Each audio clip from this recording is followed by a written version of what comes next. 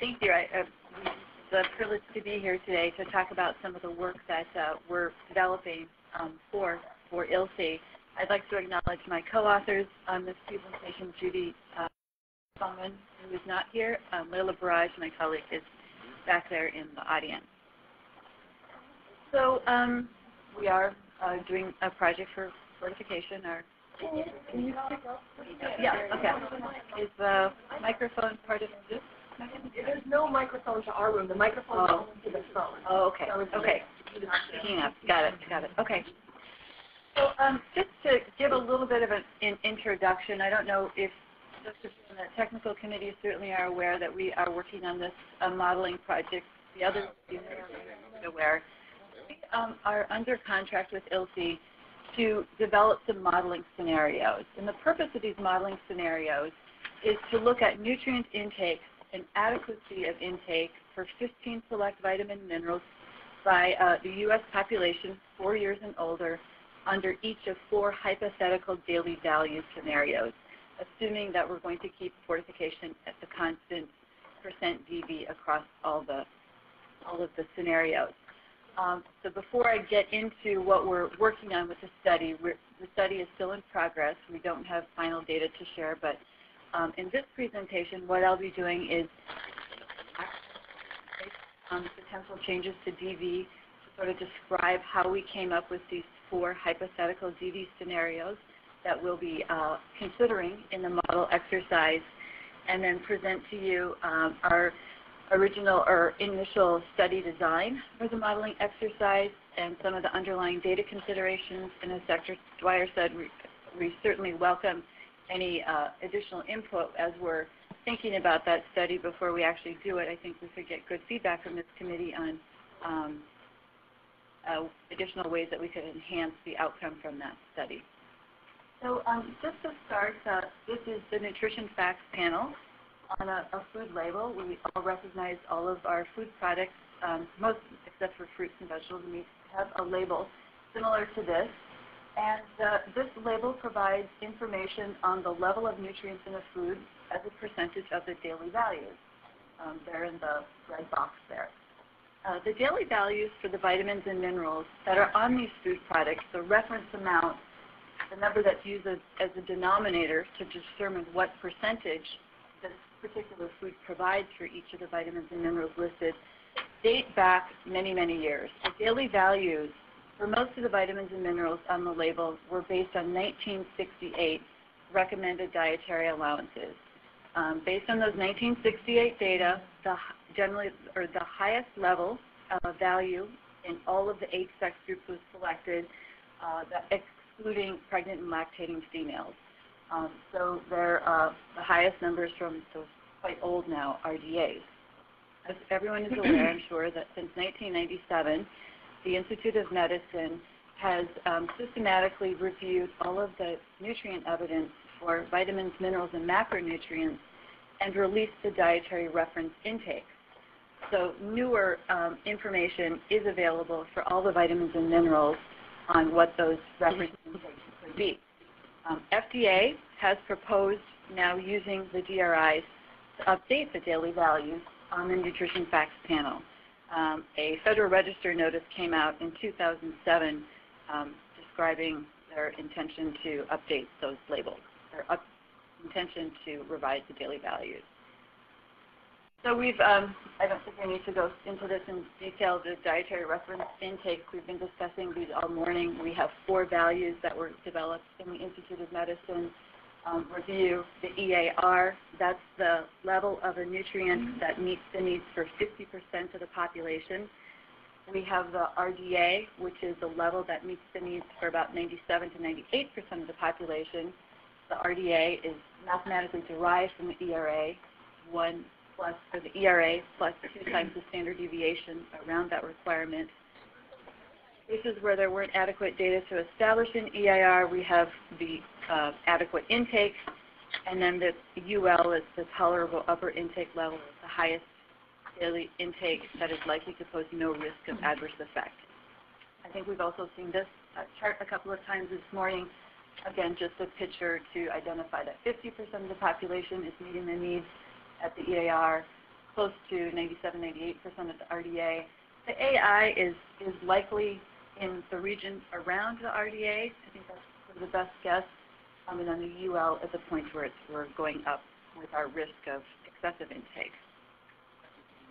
So as part of the Institute of Medicine process in developing the DRIs, there was a committee on uses of dietary reference intakes for labeling that convened. And in 2003, they released a publication, a green book, if you're familiar with the DRI book series. The title of that book was Guiding Principles for Nutrition Labeling and Fortification. And in that book, the committee laid out their key principles based on their review of the information on how the DRIs could be applied for labeling and suggestions for fortification. I've listed here the key principles that were laid out in that book regarding labeling of vitamins and minerals in foods. Their first recommendation was, or principle was, that we should continue to express nutrient information as a percent of the daily value. So just as now there's one daily value for each of the nutrients that we refer to on the nutrition labels, their recommendation was to continue with expressing that based on one value.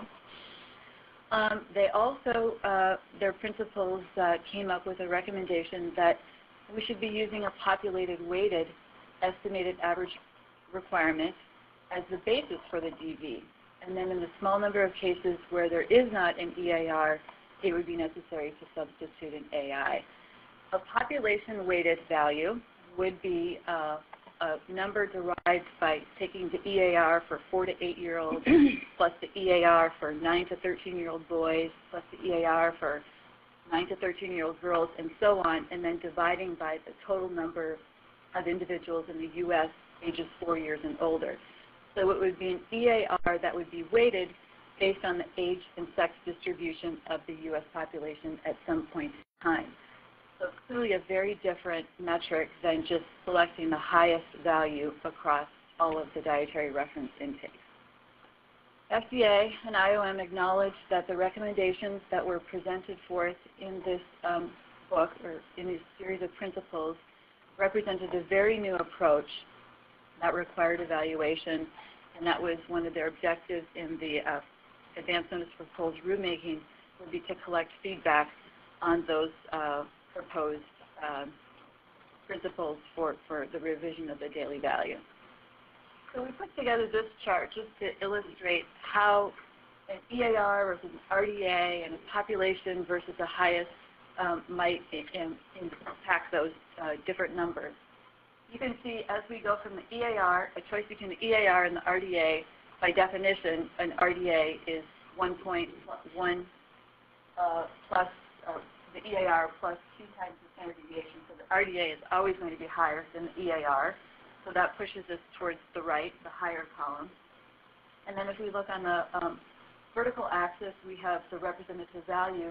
If we are looking at the choice of either a weighted value or the highest value, assuming that there are differences in the EAR or the RDA for different age-sex groups, assuming that not everybody in the age-sex group has the same value, there will be a highest number, and the population-weighted average would be lower than that highest number. So the weighted EAR provides the lowest DV. The highest RDA is the largest value across those 4 combinations, and then the weighted RDA and the highest EAR could match either extreme, but would likely be somewhere in between.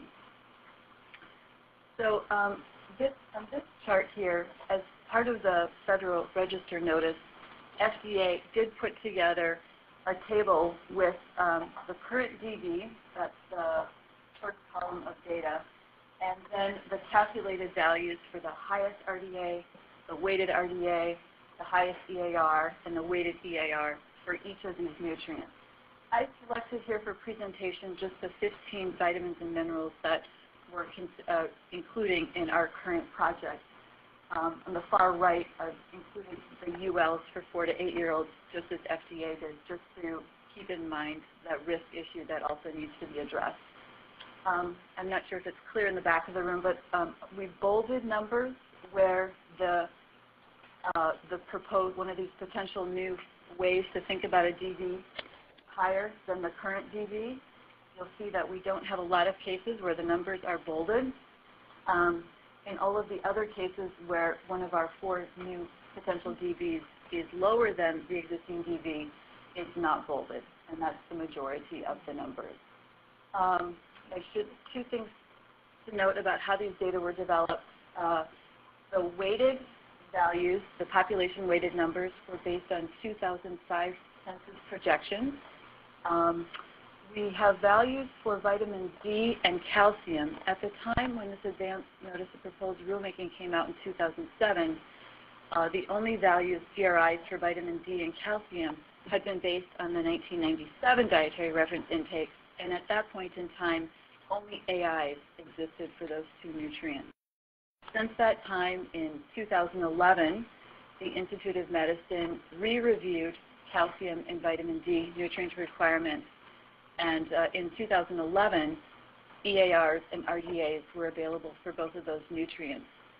So for those 2 nutrients, what we did is we went back to the census projection data for 2005, so to be consistent with the rest of the data, and calculated weighted EARs and weighted RDAs to fill in on this chart. So the numbers for those 2 nutrients are updated from what you would find in the Federal Register notice.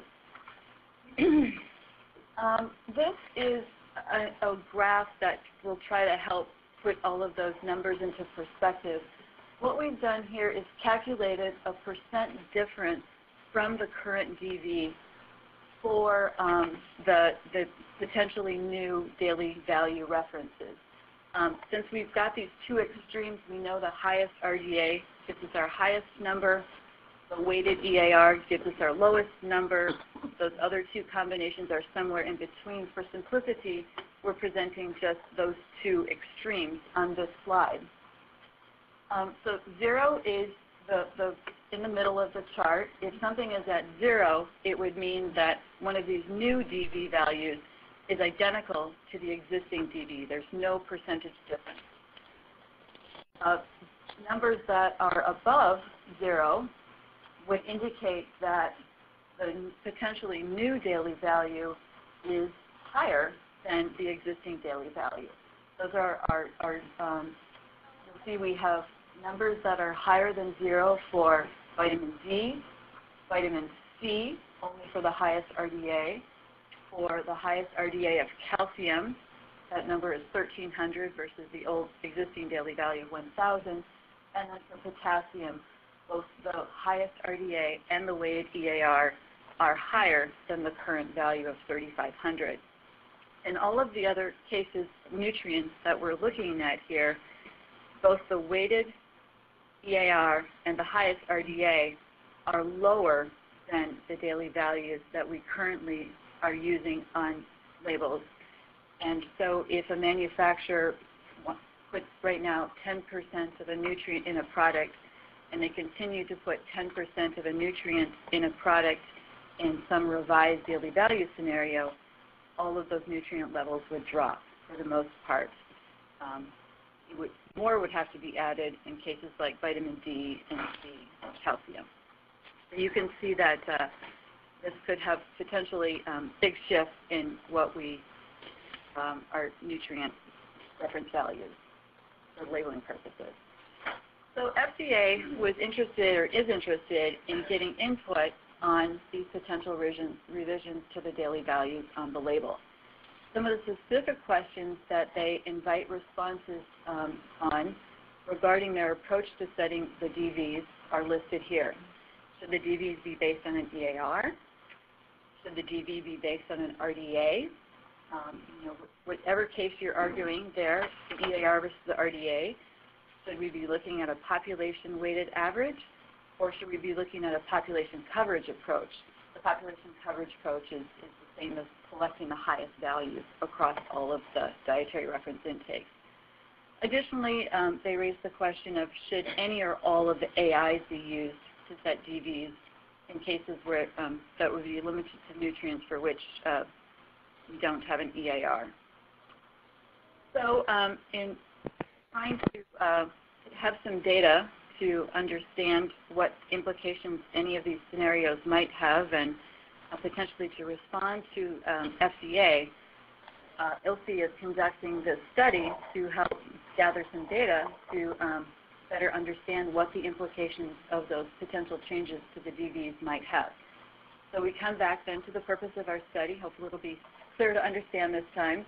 We're going to be modeling nutrient intakes and adequacy of intake of 15 select vitamins and minerals for the U.S. population 4 and older. The nutrition facts panel is designed to be representative of nutrition needs helpful for the 4 years and older population under each of these 4 labeling scenarios, where we assume that the DV is now the weighted EAR. Well, under one scenario, we'll assume that the DV is now the highest EAR. We'll consider it being the weighted RDA or the highest RDA. And in each of these cases, we'll assume that the percent of the nutrient, the percent DV, is constant across all of the scenarios. So we will be, these are the data sources that we'll be using for this modeling exercise. We'll be using, at least as of today, it's great to hear that the What We Eat in America data are coming out shortly for 2009-10, but we're planning to do this study based on the What We Eat in America 2007-8, the food consumption data, as well as all of the nutrient composition data that are available for that survey. We are in the process of developing a database that distinguishes if a food is fortified or if it all of its nutrients are from intrinsic or enriched sources. We'll be categorizing this intrinsic versus fortified nutrient presence for these 15 vitamins and minerals for all of the foods reported in 2007-2008, What We Eat in America. And then we'll be using the hypothetical daily values, those 4 numbers that were in the 2007 ANPR, the Advanced Notice for Proposed Rulemaking, as well as the values we came up with for calcium and vitamin D using the newer DRIs. So just a note, I think it came out clearly in Hannah Dwyer's presentation, the fortification versus enrichment, this idea of voluntary fortification versus enrichment, which is mandatory if something is referred to as a enriched product. We will just be considering voluntary fortification nutrients in this particular study. Those are the nutrients that are added to improve the quality, the nutritional quality of a food. They're generally not limited in the amount that can be added. Vitamin D is an exception. Folic acid and ready-to-eat cereals would be an exception. We will not be looking at the enrichment nutrients, thiamine, vitamins, niacin, iron, folic acid, anything that is in a product to meet a specific standard of identity. Should also add we're not considering vitamin A and vitamin D in milk because they would be standards of identity as well. These are how the committee has recommended that we design the study at this point.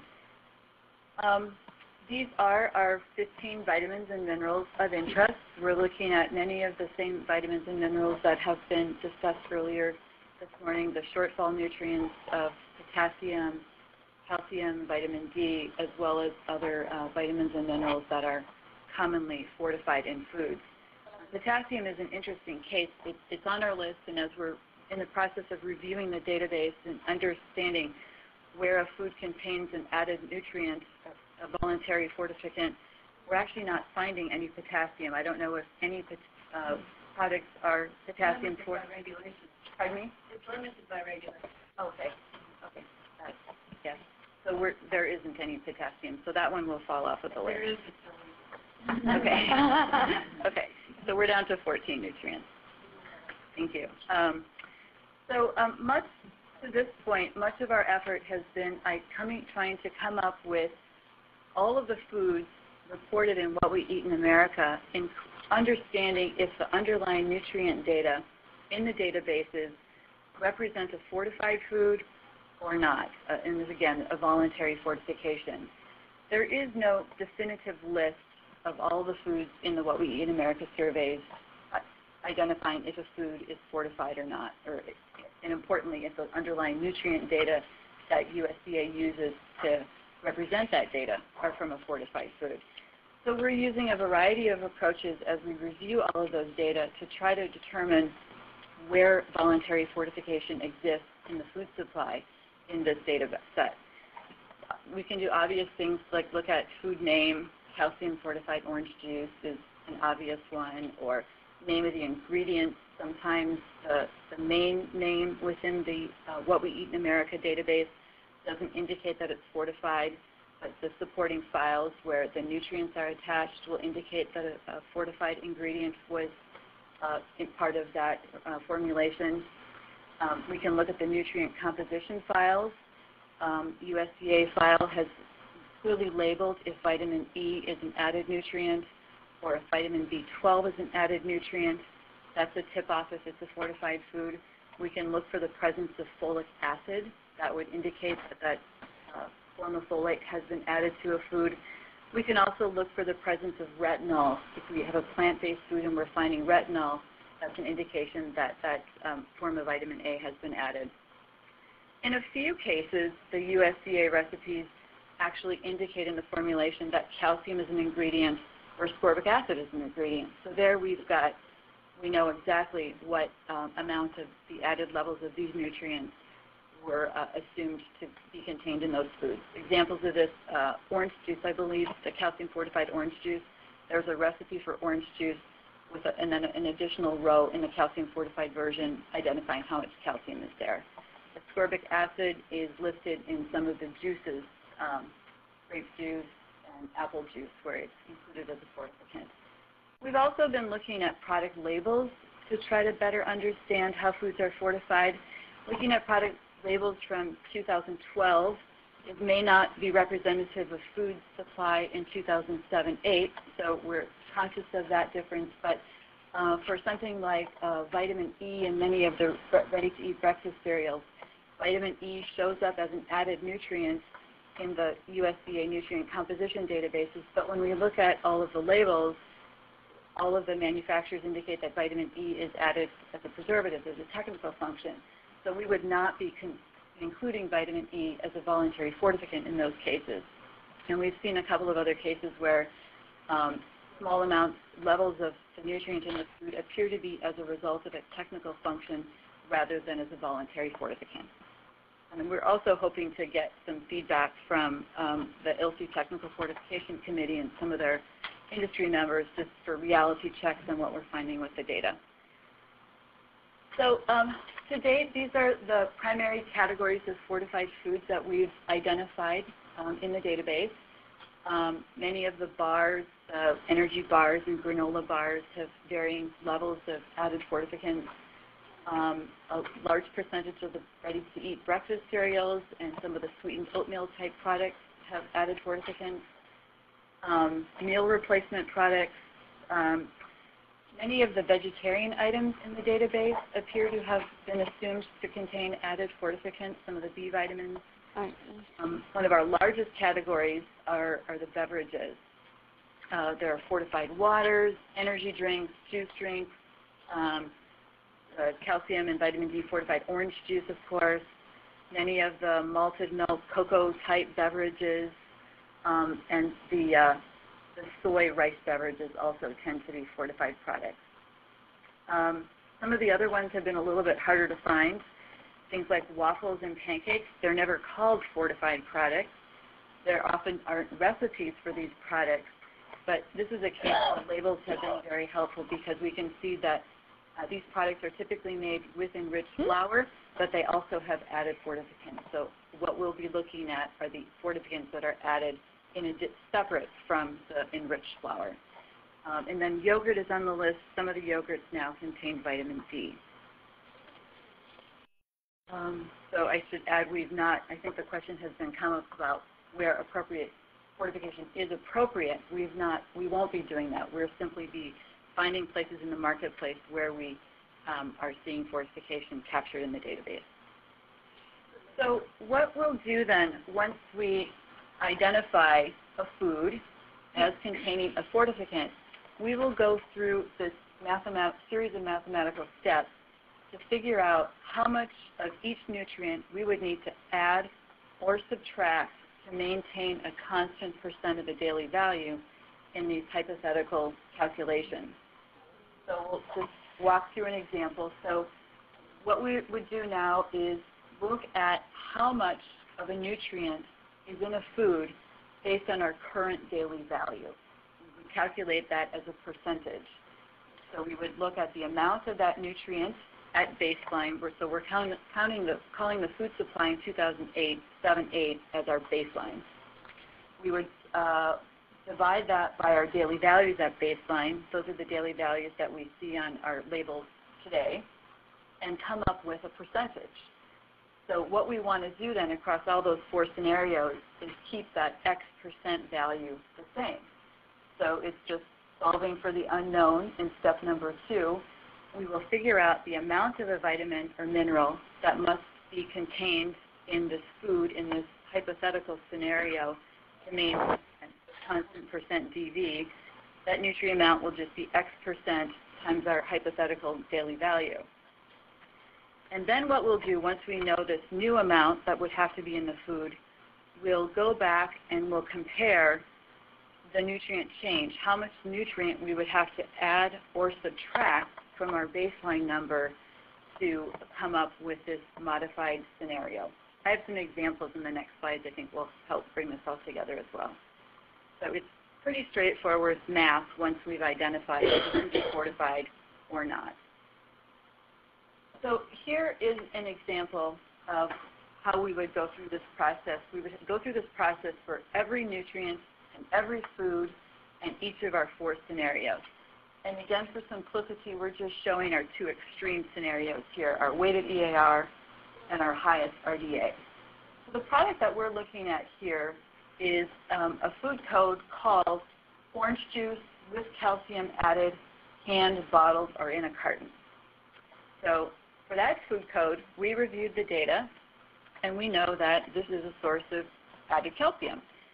So we looked at the nutrient data, that's the chart on the left, as a percentage of our current daily value, and we see that that product, these are analytical data from the USDA Nutrient Data Lab. These are the data that are connected to the 07-08 survey. That product contains 100 milligrams of calcium every 100 grams of orange juice. So on a 100-gram basis, this product contains 20% of the daily value right now in our baseline scenario. Just as an aside, the daily value for calcium is 1,000 milligrams. A serving of orange juice, let's call it 250 grams for easy math. So if we're at 20% per 100 gram of a product, if we had a whole cup of orange juice, the standard serving, that would contain 500 milligrams of calcium, which is 50% of the DV. But for those of you who read your labels at breakfast in the morning, orange juice is typically contains 35% of the daily value for for calcium. So what these data are showing is that these are analytical data. They do reflect some of the overages that would be available in those products in the marketplace. And when we're doing our calculations, we're going to be assuming that that overage is still there. We're always assuming this 20% per 100 grams, so that'll be calculated through in all of our hypothetical situations. I should point out in cases when there are analytical data. For some of the products, there are only label data, so we would not be carrying any. There would be no way for us to identify what that potential overage might be. So continuing on then to our middle column, in our weighted EAR scenario, that daily value drops from 1,000 to 885 milligrams. So if we want to figure out what 20% of 885 is, that's the height of the blue bar in the middle. And in order to get to that total amount per 100 grams, we have to remove 23 milligrams from that 100 grams of orange juice. So that new number, roughly 175 or so, 177, that would be the amount of calcium that we would assume in new calculations from this orange juice. And then likewise, in our highest RDA scenario, where our daily value for calcium increases to 1,300 milligrams, you can see that we need to add 60 milligrams to that baseline level. We're at about 260. 260 divided by 1,300 maintains a 20% of the daily value. So for every single food, we'll go through calculations like this. So staying with the same food, we're still talking about orange juice with calcium added. When you look at the underlying nutrient data, you see that calcium with orange juice is actually a composite of calcium-fortified orange juice and orange juice fortified with calcium and vitamin D. So, this is then also potentially a source of fortified vitamin D. Our daily value, our percent of vitamin D in this product is about 9% on a 100-gram basis. If you do that same exercise, 9 times 2.5, you're at about 22% of the daily value. That's a little bit lower than label declarations, and that's because we're looking at a composite of juice with calcium only and juice with calcium vitamin D. I think if you look at the weighted percents of those two products, there still is excessive vitamin D compared to the label, so these are analytical. We're picking up some of the overage. In our weighted EAR scenario, the DV is exactly the same as it is today. There would be no change in our modeling exercise. If we look at the highest RDA scenario, there the daily value doubles, so we would have to double the amount of vitamin D in this particular product. So these are cases both in calcium and D where we see either the same or increases in the amount of nutrients that we would be adding. If you think back to that chart I showed with the relative differences, though, most of the nutrients are going to be lower if we think about these four hypothetical situations. So this is a case in which the DV is lower in all four of the scenarios we considered. I chose just zinc.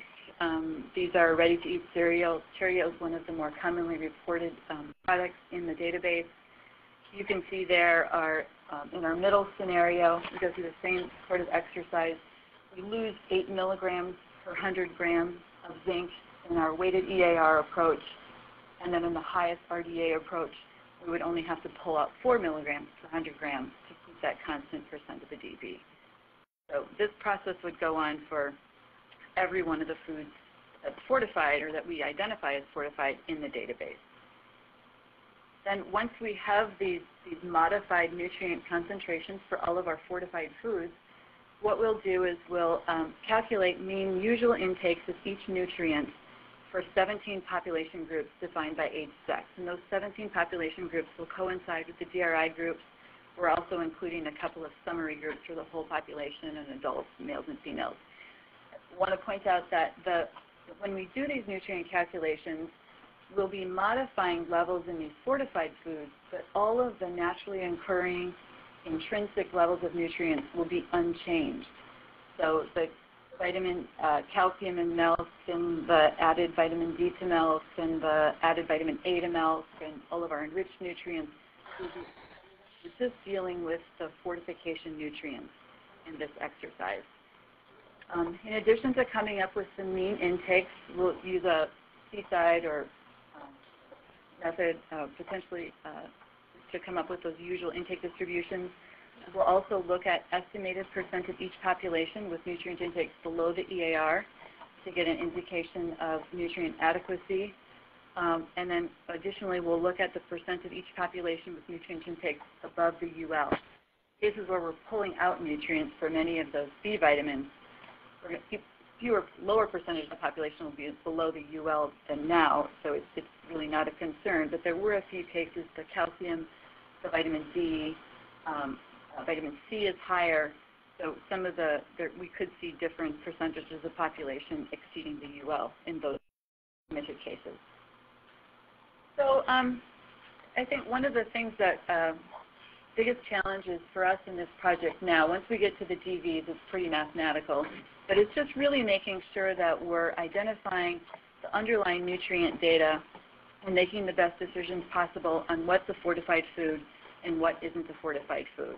And as I indicated earlier, there's no definitive list from the USDA data files that makes this an easy process. So we're getting out all of our sleuthing skills to try to figure out how we can make these best decisions to represent the data from that 2007-8 time period. Just wanted to go into a little bit more detail on some of these challenges. We have fairly limited brand-specific data in the database. For those of you who are familiar with it, we do know we have brand-specific data for the ready-to-eat cereals, but very few other foods are brand-specific. We sometimes have separate food codes for fortified and unfortified forms of a food. The orange juice is an example, but in many cases we do not. I think we could certainly have this, and I think Alana could speak to this. We could have all of the different fortifications that you see in the juice aisle. There's the juice with zinc, and the juice with antioxidant vitamins, and the juice with calcium. You know, whether or not we could actually get accurate data from people in what particular bottle they drank that morning, it maybe becomes a point. But so there are cases in the database. It's a limited number where we've got the fortified and unfortified version, and it's our understanding that it's the places where USDA feels like they probably get the best respondent awareness of people consuming different forms of foods. The database contains generic descriptions for some highly consumed fortified foods where it doesn't really connect it to a specific brand. It's our understanding that it's one of the most highly consumed brands, so we just assume that that data for a granola bar, for example, is representative of every granola bar out there, which is probably not true, but it's the assumption that would be built into the estimates. We have generic food descriptions for composites of fortified and unfortified products. The D and the orange juice is an example. Apple juice is an example. The apple juice nutrient data in the database assume that I think 25% of all the juice is C fortified. The rest of the juice that's consumed is not fortified. And so we would be continuing those same assumptions in our modeling exercises. The nutrient files included an indicator column called added nutrients for some nutrients. That data indication, though, isn't complete. It's our understanding from USDA that they're working to more consistently provide data in that column. Right now, it's mostly limited to RTEs and some hot cereals. So, and as I indicated earlier, I think an important consideration to keep in mind is that the nutrient data are a mix of analytical and label data. And so our modeling scenarios will be that same mix of analytical and label data moving forward.